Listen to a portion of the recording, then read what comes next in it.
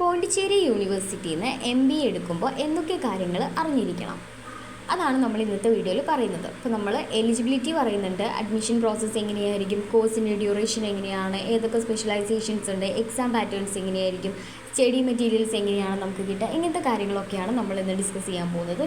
Fees സ്ട്രക്ചറും പറയുന്നുണ്ട്.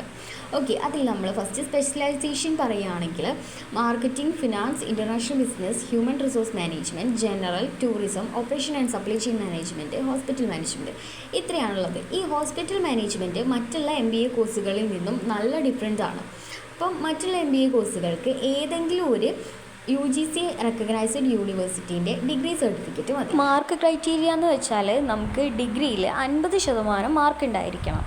നമുക്ക് പോണ്ടിച്ചേരി യൂണിവേഴ്സിറ്റിയിൽ ഡിസ്റ്റൻസ് എഡ്യൂക്കേഷനിൽ അഡ്മിഷൻ കിട്ടുള്ളൂ, അതൊരു ക്രൈറ്റീരിയയാണ്.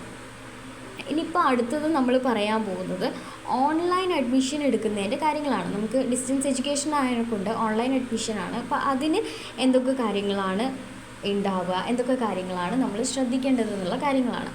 പോണ്ടിച്ചേരി യൂണിവേഴ്സിറ്റീൻ്റെ ഒഫീഷ്യൽ വെബ്സൈറ്റിലൂടെ നിങ്ങൾക്ക് എന്ത് ചെയ്യുക, അഡ്മിഷൻ എടുക്കുക. അഡ്മിഷൻ എടുക്കുമ്പോൾ നിങ്ങളൊരു ABC ID ക്രിയേറ്റ് ചെയ്യേണ്ടി വരും. എന്തൊക്കെ കാര്യങ്ങൾ നമ്മൾ കൊണ്ടുപോകണം എന്ന് വെച്ചാൽ നമ്മളുടെ ഡിഗ്രീൻ്റെ ഡിഗ്രീൻ്റെ സർട്ടിഫിക്കറ്റ് ഒറിജിനൽ കിട്ടിയിട്ടുണ്ടെങ്കിൽ അത്, ഇനി അതല്ല നിങ്ങൾക്ക് അത് കിട്ടിയിട്ടില്ലെങ്കിൽ പ്രൊഫഷണൽ സർട്ടിഫിക്കറ്റ് കൊണ്ടുപോവുക. പിന്നെ നമ്മളുടെ കൺസോളിഡേറ്റഡ് ഗ്രേഡ് കാർഡ് ഉണ്ടാവും, അത് കൊണ്ടുപോവുക.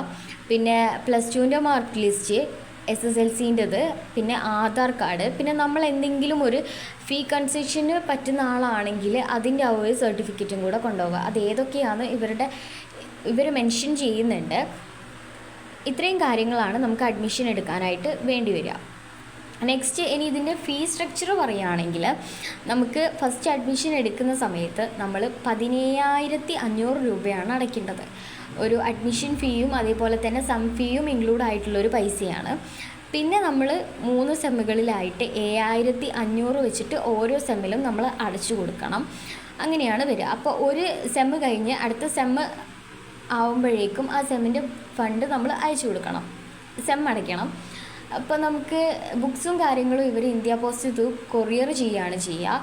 പിന്നെ ID കാർഡ് ഉണ്ട്, ID കാർഡും നമുക്ക് അയച്ചു തരും. നമ്മൾ അഡ്മിഷൻ എടുത്തു കഴിഞ്ഞാലായിരിക്കും നമുക്കൊരു എൻറോൾമെൻറ്റ് നമ്മളുടെ നമ്പർ നമുക്ക് സൈറ്റ് ത്രൂ നമുക്ക് അറിയാൻ പറ്റും.